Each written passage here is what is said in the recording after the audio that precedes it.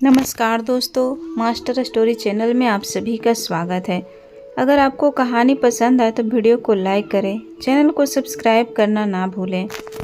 हे भगवान, इस शहर में कितनी गर्मी है। चिपचिपाहट इतनी है कि लग रहा है पूरे शरीर में किसी ने गोंद चिपका दिया हो।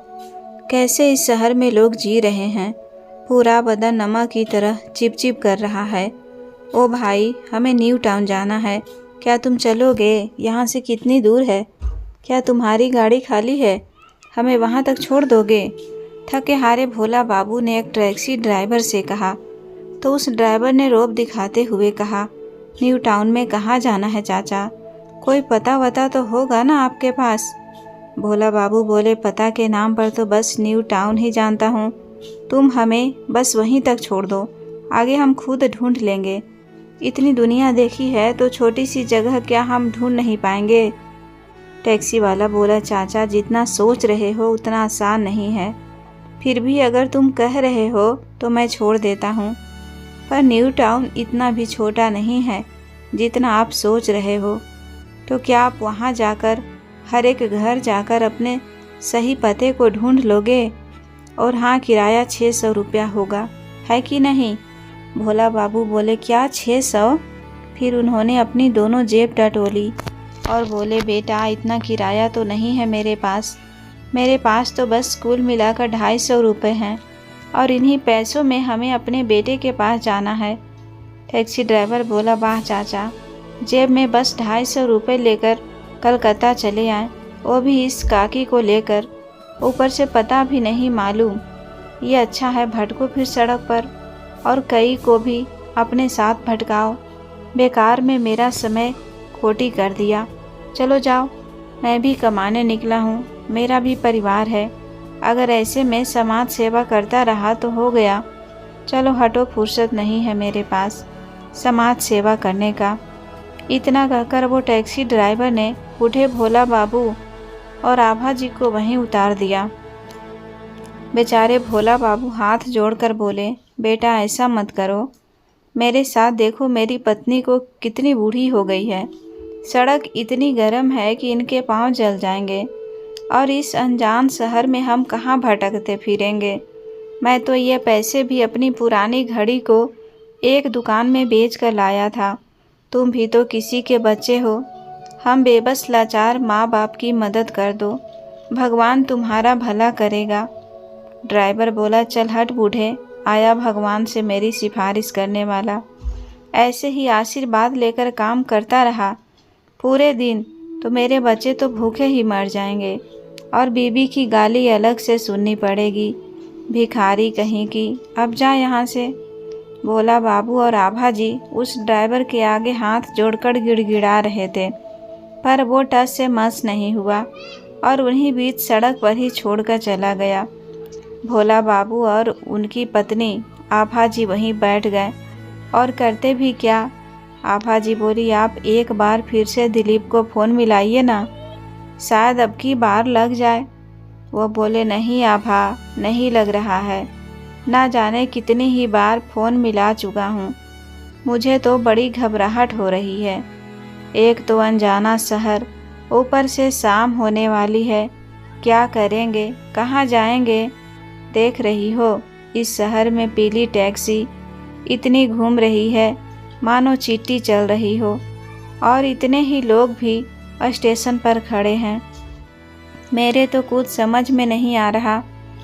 आभा जी बोली, हमें यहाँ अचानक से नहीं आना चाहिए था जी, और जब आ ही रहे थे तो आप किसी से थोड़े पैसे उधार लेकर आते, कम से कम ये परेशानी तो नहीं होती। भोला बाबू बोले, कैसी बातें कर रही हो आभा, तुम्हें क्या नहीं पता हम यहाँ क्यों आए हैं? और जिससे भी पैसे मांगा था उसने मना ही कर दिया, यह कहकर कि तुम्हारे पास है ही क्या। मैं तुम पैसे चुकाओगे, तुम्हें पैसे देकर हम फंसना नहीं चाहते।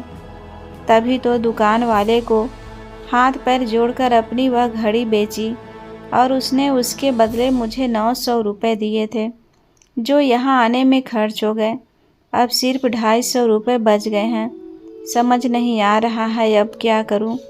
चलो चलते हैं कहीं, आसपास मंदिर दिखे तो वहीं रुक जाएंगे। मैं बहुत थक गया हूँ आभा, अब मुझसे और चला नहीं जा रहा। इतने बड़े शहर में हम अपने दिलीप को ढूंढेंगे कैसे? ना तो हमारे पास उसका फ़ोन नंबर है और ना ही पता।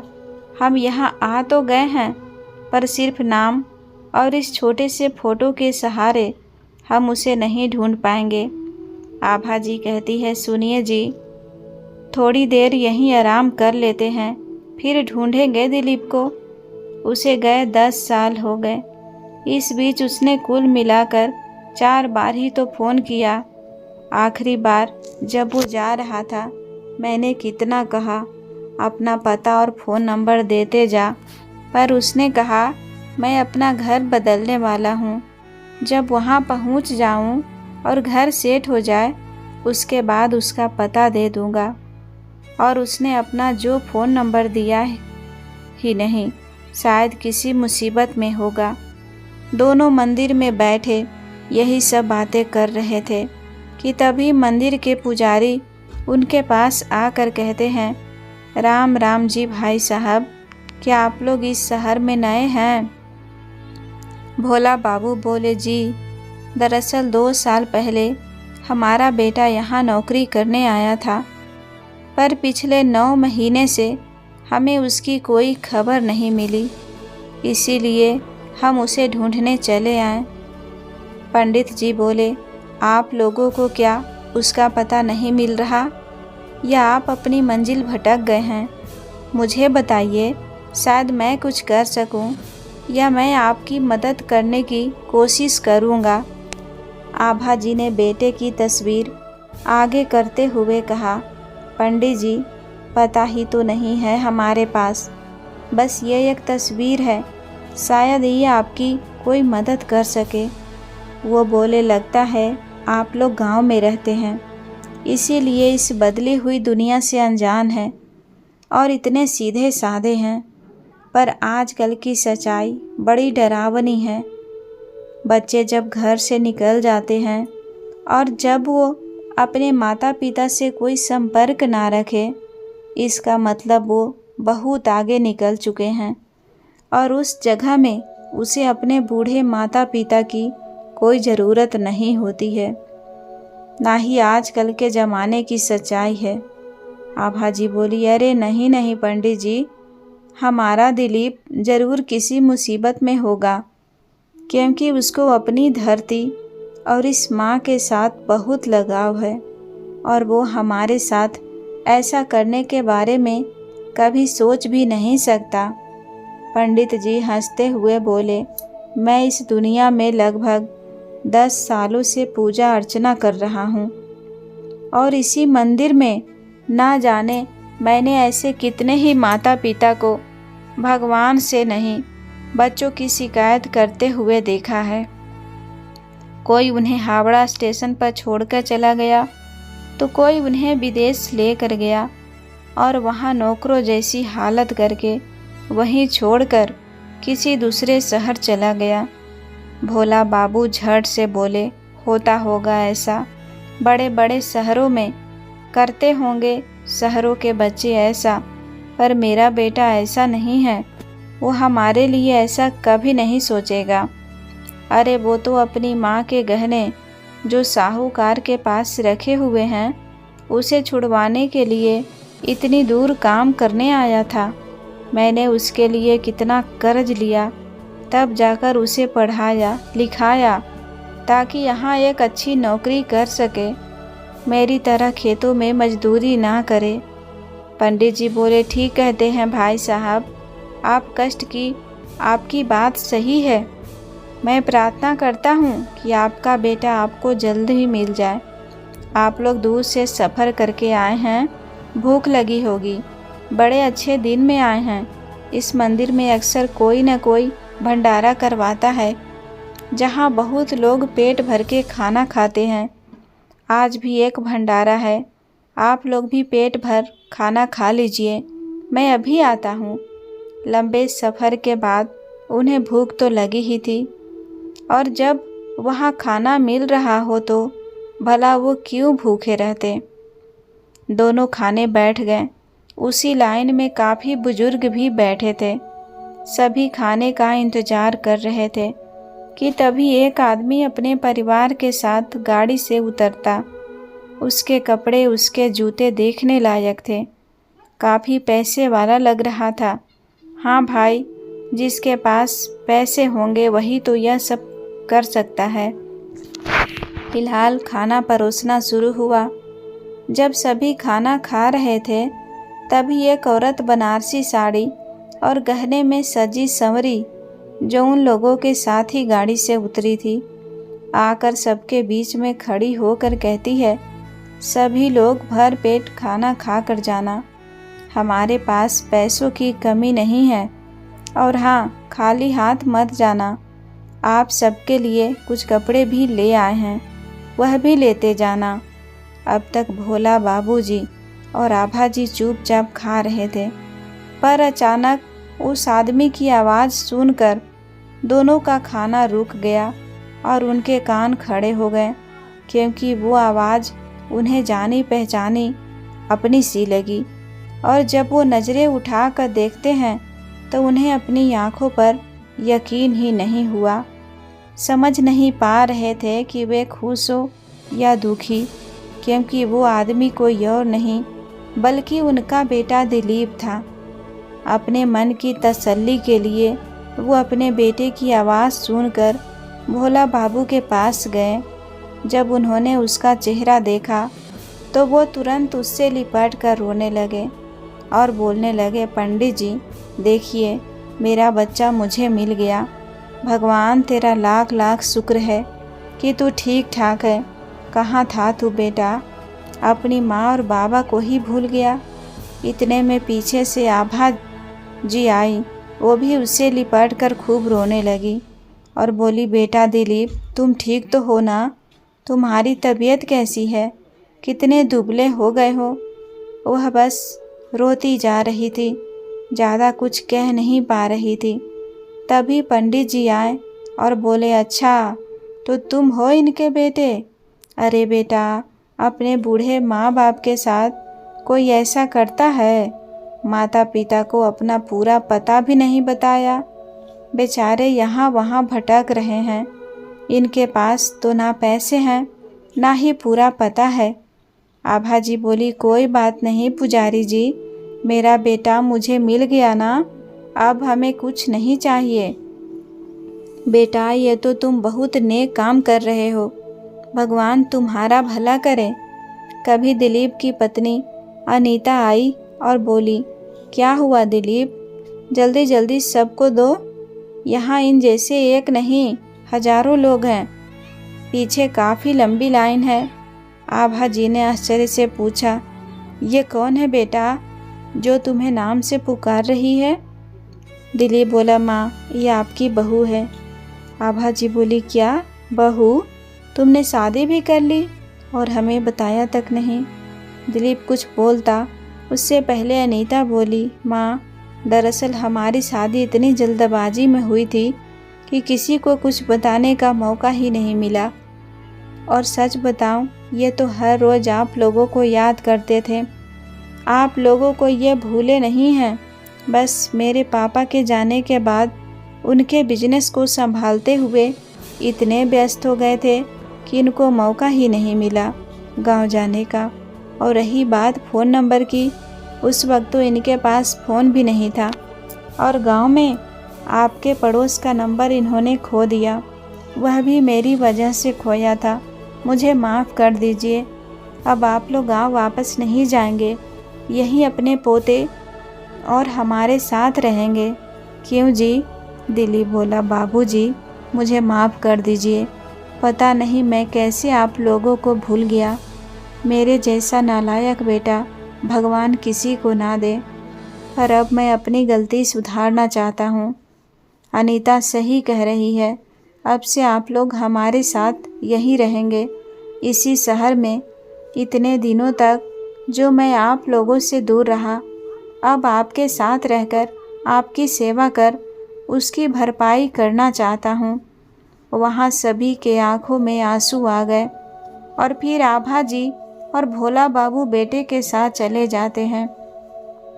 जाते हुए आभा जी बड़े गर्व से पंडित जी से कहती है, देखा ना पंडित जी, मैं कहती थी मेरा बेटा औरों की तरह नहीं है। भगवान की कृपा से वह आज हमें संजोग से मंदिर में ही मिल गया।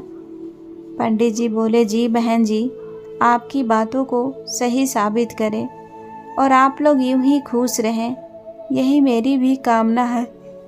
चलिए ठीक है, ठीक से रहिएगा, राधे राधे। आभा जी और भोला बाबू बेटे बहू के साथ चले जाते हैं।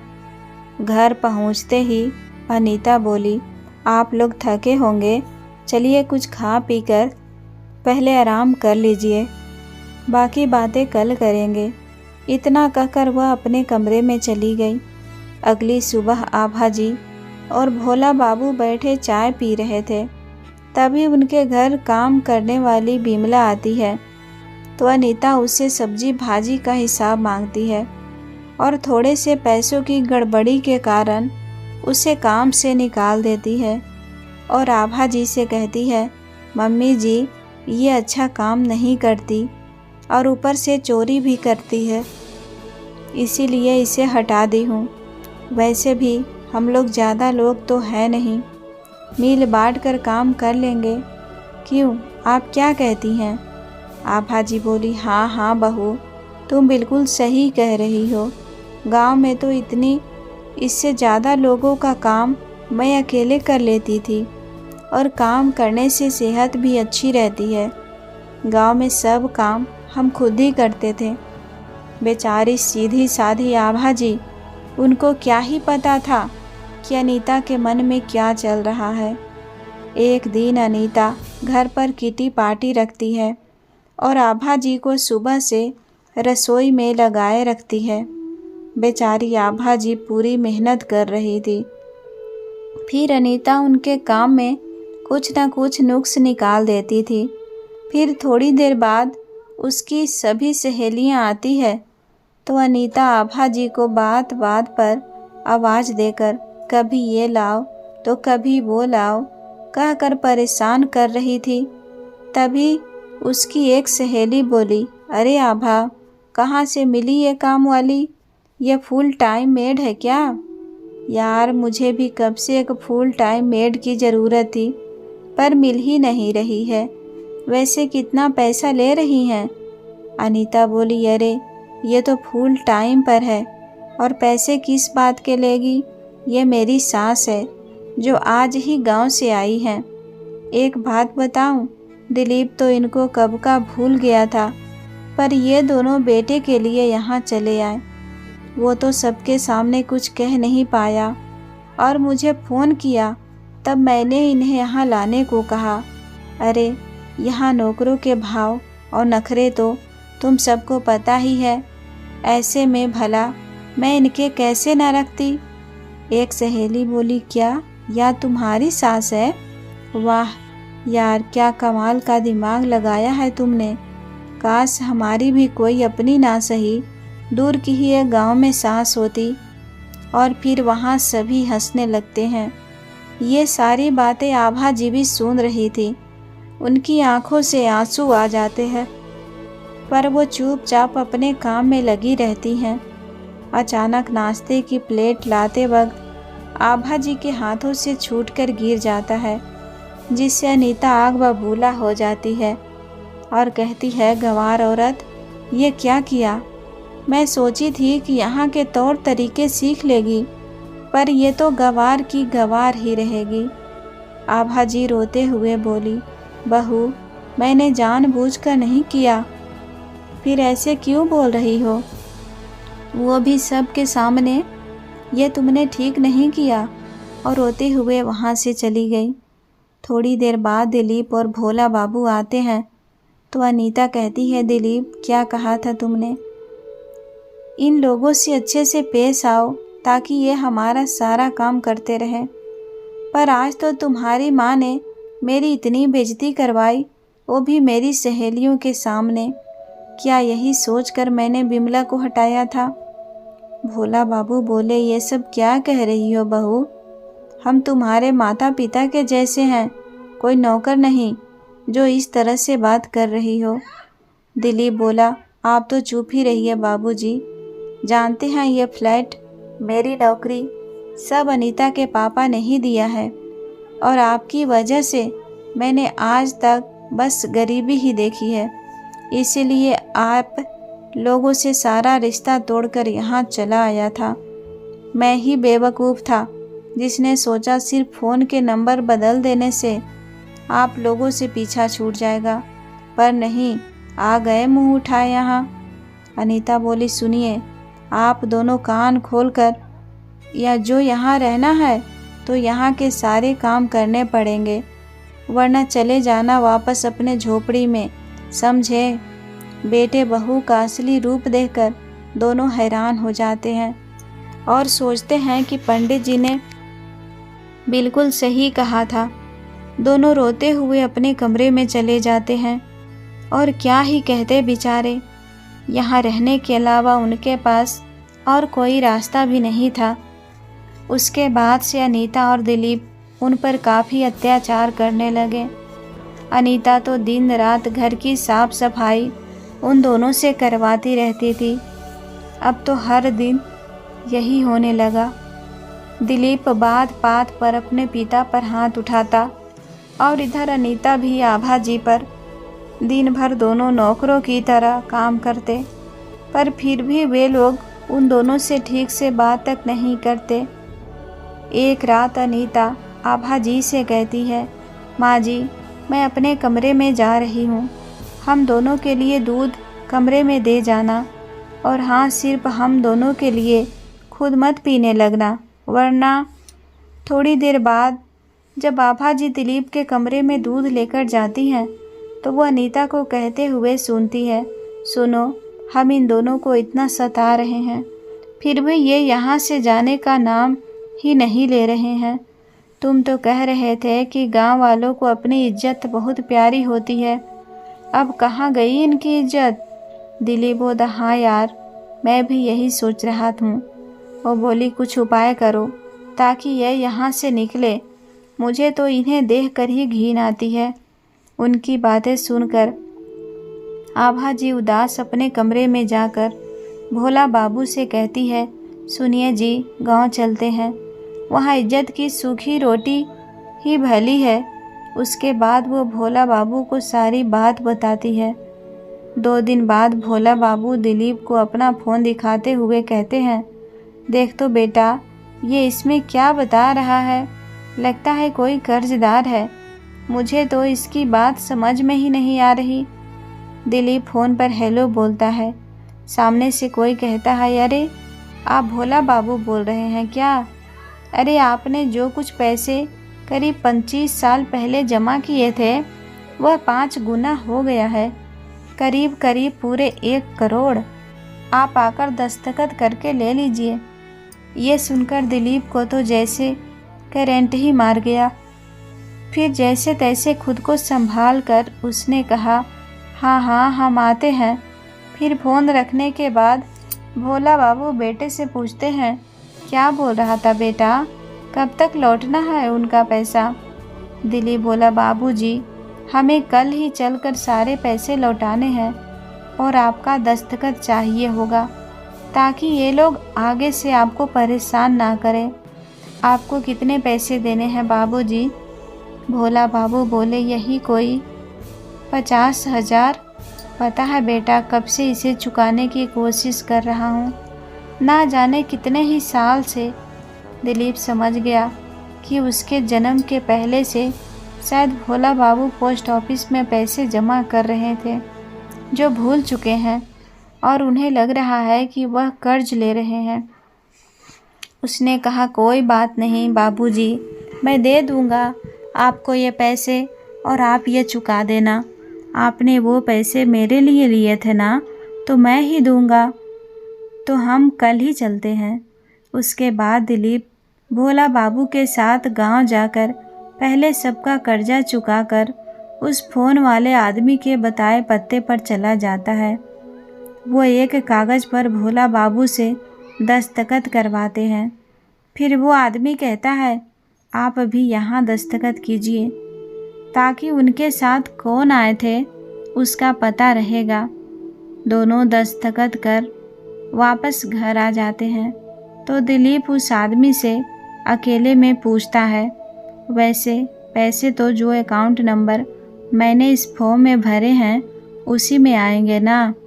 उस आदमी ने हाँ बोला और तभी से दिलीप अपने अकाउंट में बस 1 करोड़ आने के सपने देखने लगा। एक दिन अनीता उन दोनों के कमरे में आकर कहती है, आज घर में बहुत बड़ी पार्टी है, आपके कपड़े गेस्ट हाउस में रखवा दिए हैं, पहन लीजिएगा। आभा जी बोली, ये कैसे कपड़े हैं जी? मैं तो ऐसे कपड़े पहनती भी नहीं। भोला बाबू बोले, लगता है यहाँ पार्टियों के लिए खास कपड़े पहने जाते हैं, पहन लो, सलवार कमीज ही तो है, हमारे गांव में जवान लड़कियां पहनती ही तो है, इसमें क्या खराबी है? बेटे बहू ने इतने प्यार से दिया है, फिर दोनों वही कपड़े पहनकर तैयार होकर पार्टी के लिए बाहर आते हैं। देखिए जी, आभा जी बोली, यहाँ बहुत सारे लोग हैं जो हमारे जैसे ही कपड़े पहने घूम रहे हैं। भोला बाबू बोले, कहा था ना, यहाँ के पार्टियों में ऐसे ही कपड़े पहनते होंगे, पर देखो कुछ तो अलग पहने हुए हैं। आभा जी बोली, रोहन और बहू भी तो अलग ही पहने हुए हैं, और ये लोग जो हमारे जैसे कपड़े पहने हैं वे तो सभी की आओ भगत कर रहे हैं, कोई खाना दे रहा है तो कोई पानी। वैसे मेरा भी गला सूख रहा है इस भीड़ को देखकर, जरा मैं भी इनसे पानी मांग लेती हूँ। आभा जी ने ये कहकर इशारे से एक आदमी को बुलाया जो बिल्कुल भोला बाबू जैसे कपड़े पहने हुए था। भैया जरा पानी देना, बहुत प्यास लगी है। उस आदमी ने कहा, ज़्यादा आराम करने की ज़रूरत नहीं है वरना पैसे कट जाएंगे। जाओ अब मेहमानों को समोसे परोसो। बड़ी आई पानी मांगने वाली। ये सुनकर दोनों आश्चर्य से एक दूसरे की ओर देखने लगते हैं। आभा जी बोली, ये क्या कहकर गया जी? चलिए दिलीप से पूछते हैं। जैसे ही वो बेटे के पास जा रहे होते हैं, अनीता उनके सामने आकर कहती है, अच्छा हुआ आप लोग मुझे दिख गए, ये लीजिए बबलू को संभालिए जब तक पार्टी ख़त्म ना हो जाए।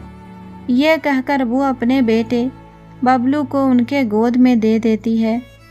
जब अनीता बेटे को अपने सास ससुर को सौंप रही थी, पीछे से उसकी एक सहेली आकर कहती है, अरे अनीता, ये है क्या तेरे बेटे की मेड?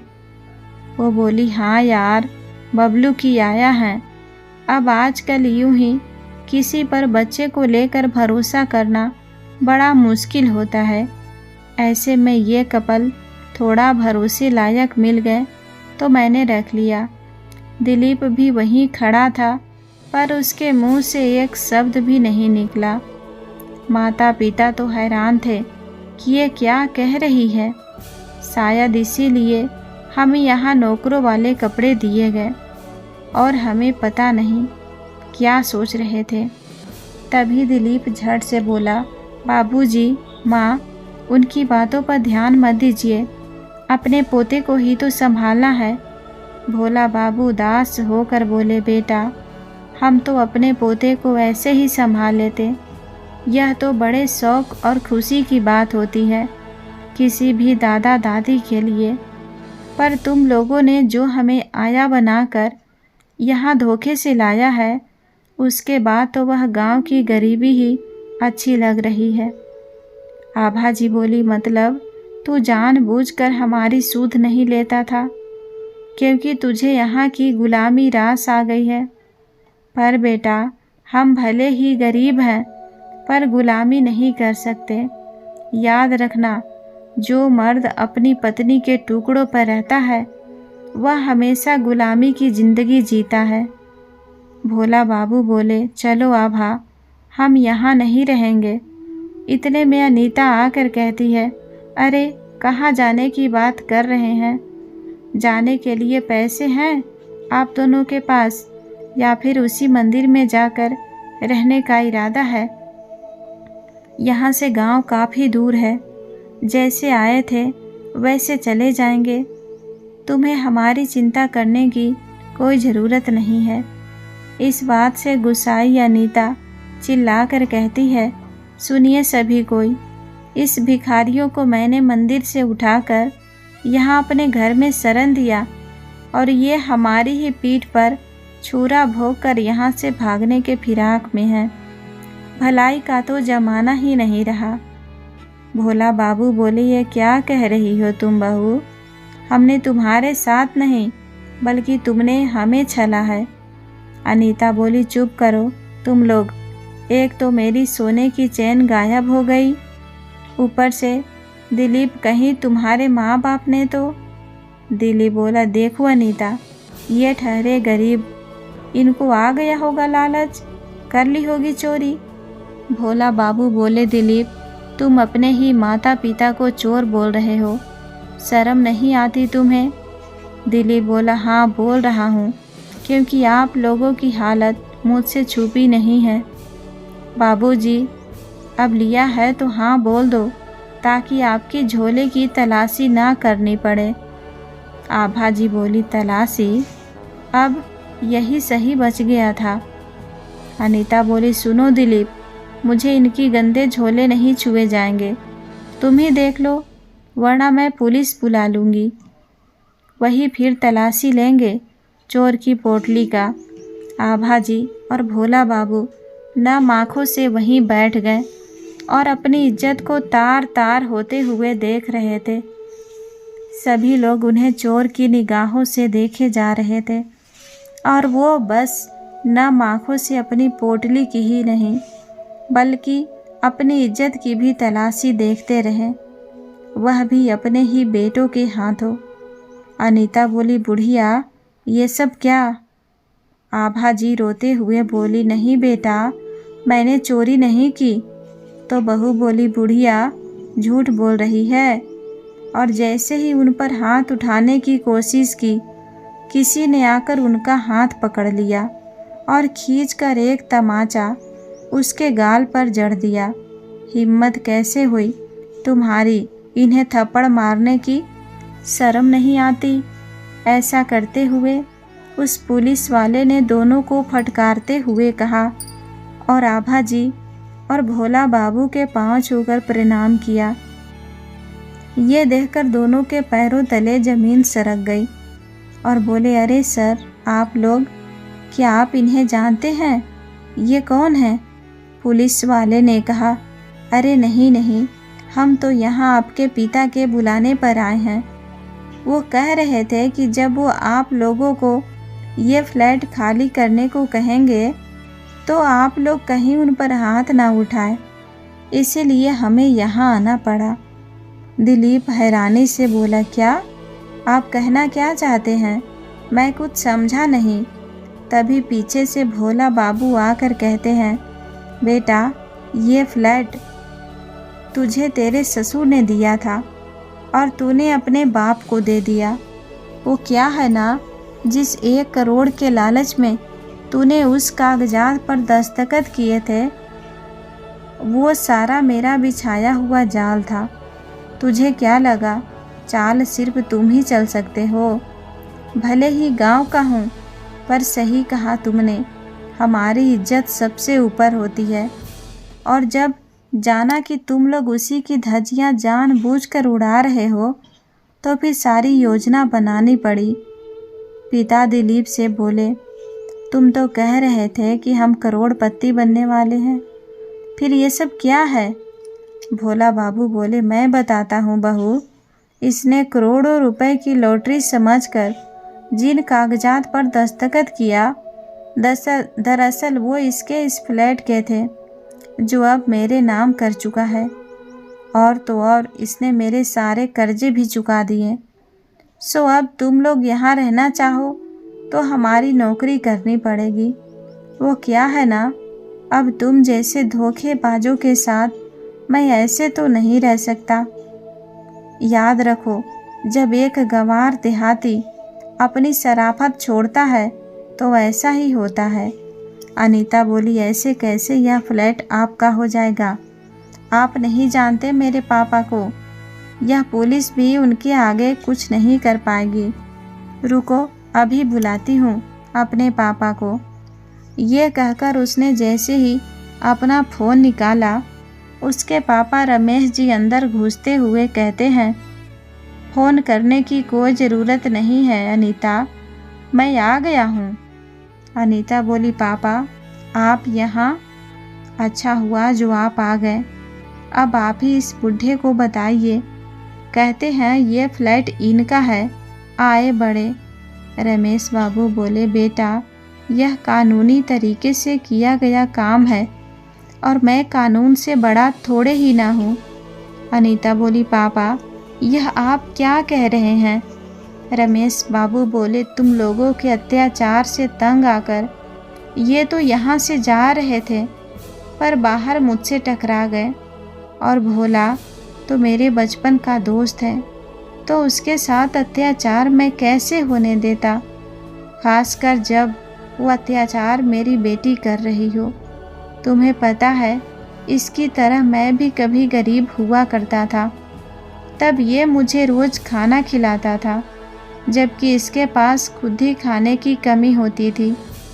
मैं शहर आकर ही बस गया और पैसे कमाने के चक्कर में इसे भूल गया, पर आज किस्मत ने मुझे एक मौका दिया कि अपनी दोस्ती निभा सकूं, तो मैंने इसके साथ मिलकर ये सारा प्लान बनाया। अब तुम लोग कहो क्या करना है, सड़क पर रहना है या उनकी सेवा करनी है, क्योंकि अब ये इस करोड़ों के बंगले के मालिक हैं और जो ये कहेंगे वही करना होगा। और हाँ, ये पुलिस वाला मेरे दोस्त का बेटा है, जिसको पढ़ा लिखा कर इन्होंने इस काबिल बनाया है। अभी कुछ दिन पहले ही नौकरी लगी है इसकी, और पूछने पर पता चला कि ये लोग यहाँ पर हैं, तो उन्हीं का आशीर्वाद लेने आया था। अब बोलो, तुम दोनों को सड़क पर भटकना है या इनकी नौकरी करनी है? दोनों गिड़गिड़ाते हुए माता पिता के पैरों में गिर जाते हैं और माफ़ी मांगने लगते हैं। अब दोनों के पास अपने माता पिता की सेवा करने के अलावा और क्या ही बचता था। दिन भर बस अनीता नौकरानी की तरह उनके आगे पीछे घूमती और उनकी चाकरी करती, और कर भी क्या सकती थी। एक न एक दिन अपने किए की सज़ा और करने का फल तो भुगतना ही था। सच कहा है किसी ने, जब किसी के साथ बुरा करते हो तो अपने भविष्य के बारे में भी सोच लिया करो कि आज न कल तुम्हें भी वैसे ही कष्ट से गुजरना पड़ेगा, और जैसा तुमने दूसरों के साथ सोचा वैसे ही तुम्हारे लिए भी कोई सोच सकता है। तो बड़ा करने से पहले एक बार अपने भविष्य के बारे में ज़रूर सोचो, शायद तुम बुरे कर्मों से बच जाओ और तुम्हारी दुर्दशा अनीता और दिलीप के जैसी ना हो। दोस्तों, आपको ये कहानी कैसी लगी कमेंट करके ज़रूर बताइएगा, और कहानी पसंद आए तो वीडियो को लाइक, मास्टर स्टोरी चैनल को सब्सक्राइब करना नहीं भूलिएगा। कहानी को पूरा देखने और सुनने के लिए दिल से धन्यवाद। मिलती हूँ एक नई कहानी के साथ। Bye bye.